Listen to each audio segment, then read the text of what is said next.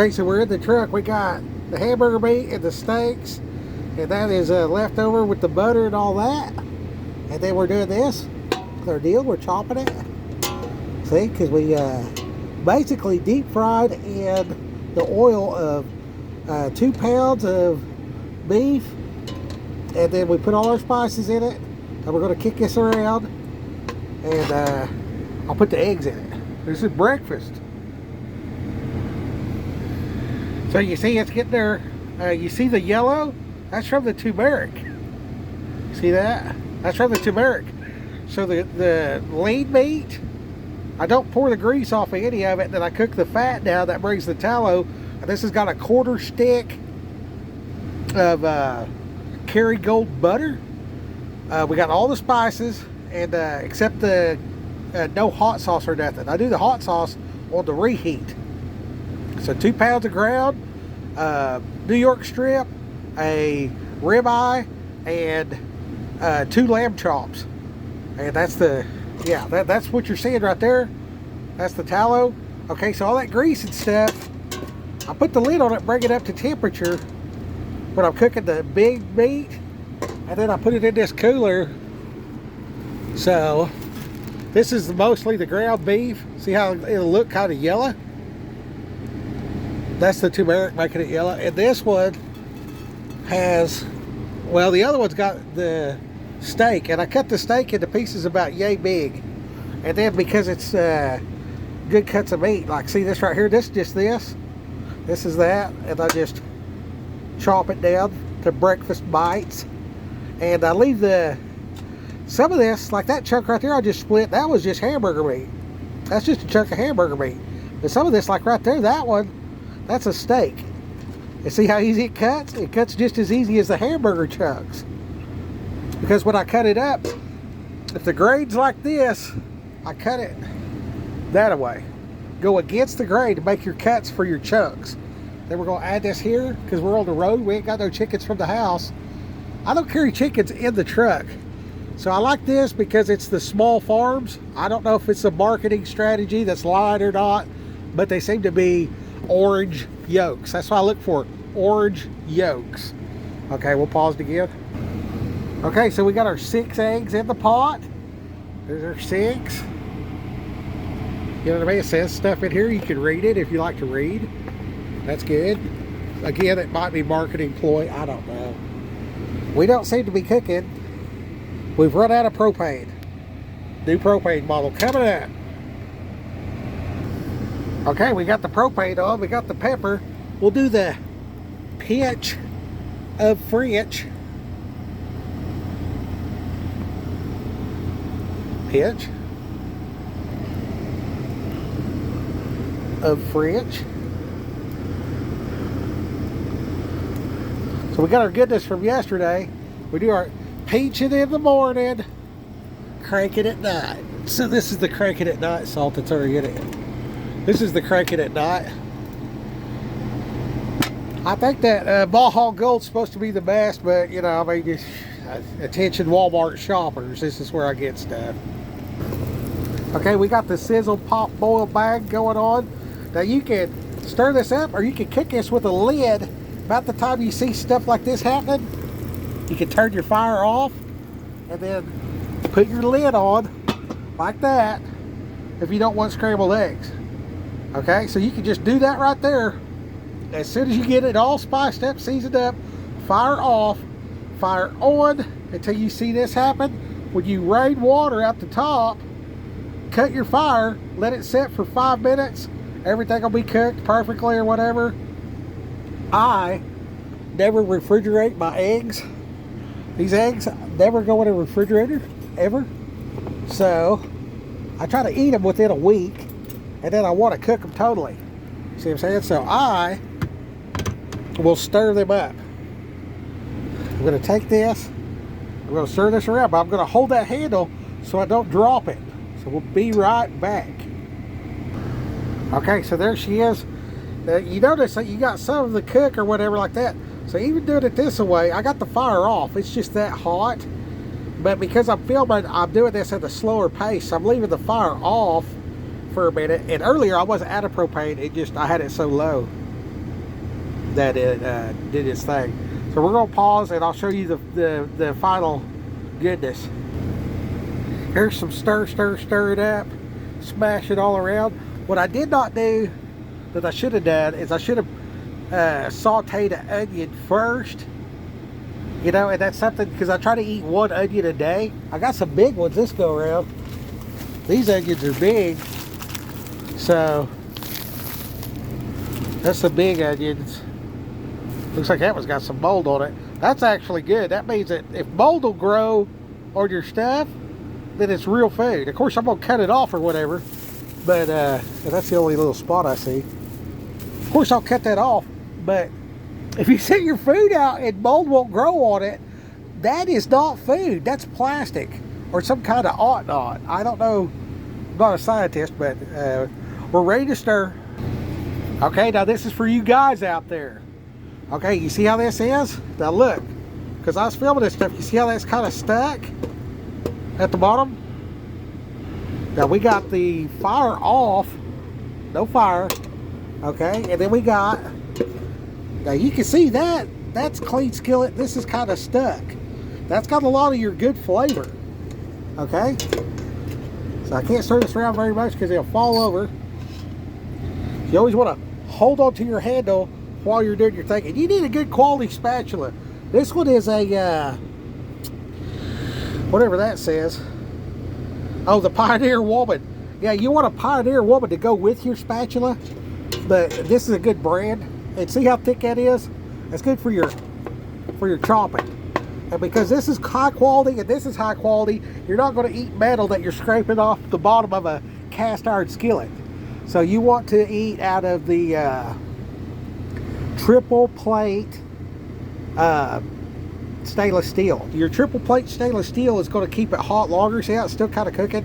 So if this is all cooked, I cook it to kill bacteria. I use spices for health reasons. I want to be healthy. I also want it to taste good. They kind of go hand in hand. So right here we have a chunk of stuff. Yeah, you put that in your mouth and you chew it up. Okay, back to the pan. This stuff right here is stuck. After a while, I'm gonna put butter in there.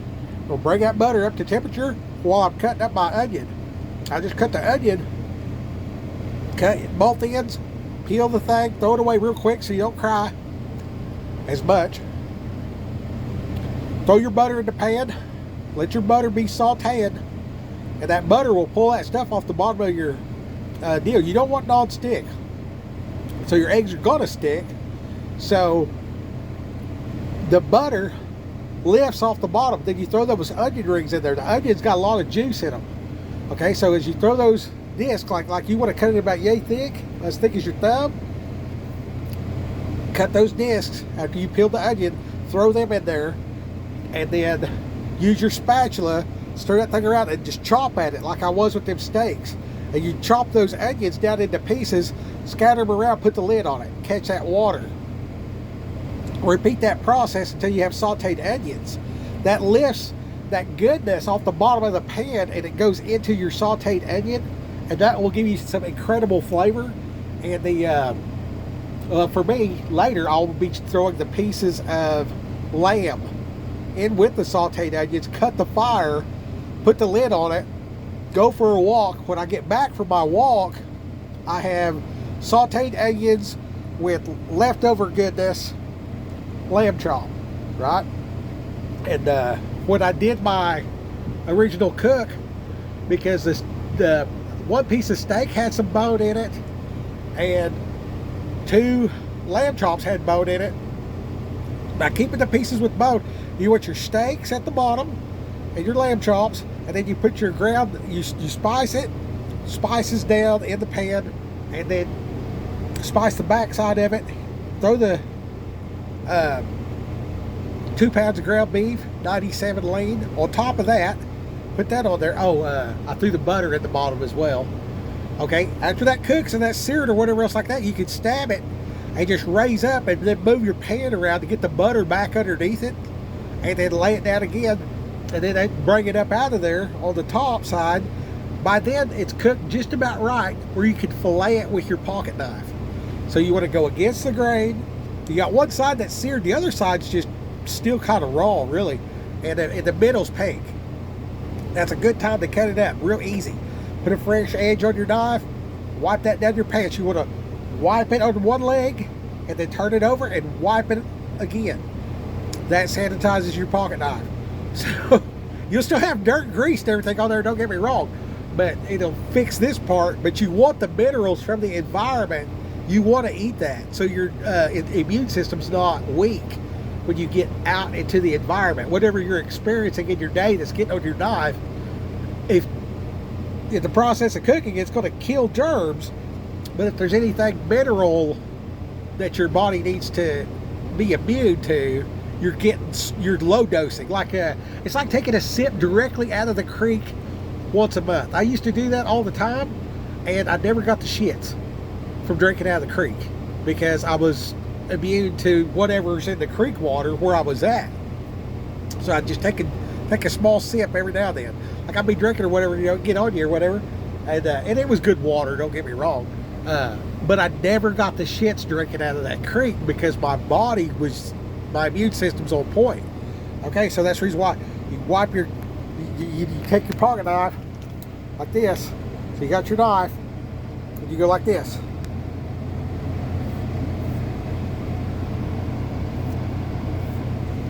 That's it. Okay, now that's clean. Okay, then cut your meat, and then anytime you touch anything meat with your knife, wipe it off or whatever like that, and then add run it across your flame that you're cooking on.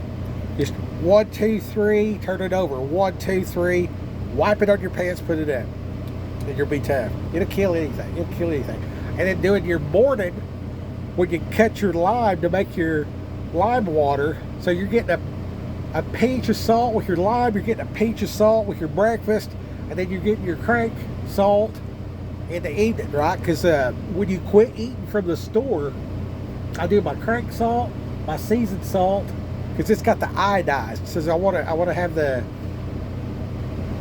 little bit of iodized salt. All the commercial stuff is that way, so you don't have a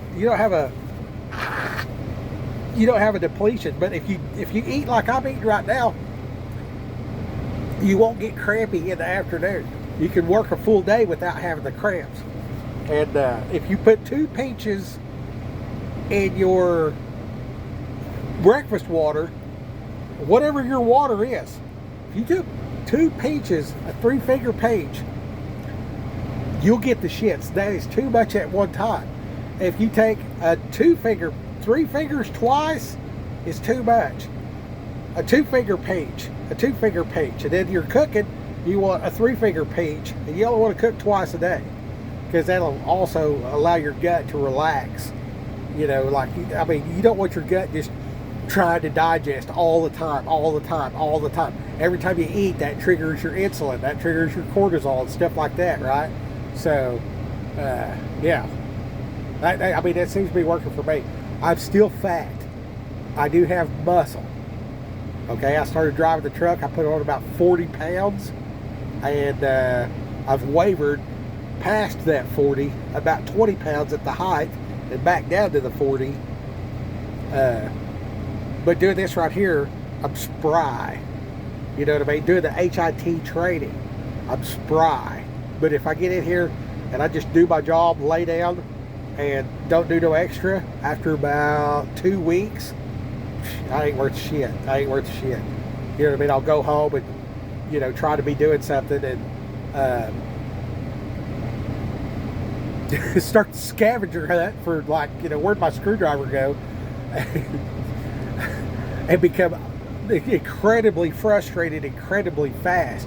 So this right here, I'm telling you these things that I've learned that for me allows me to have patience with my family, because I want to treat them good.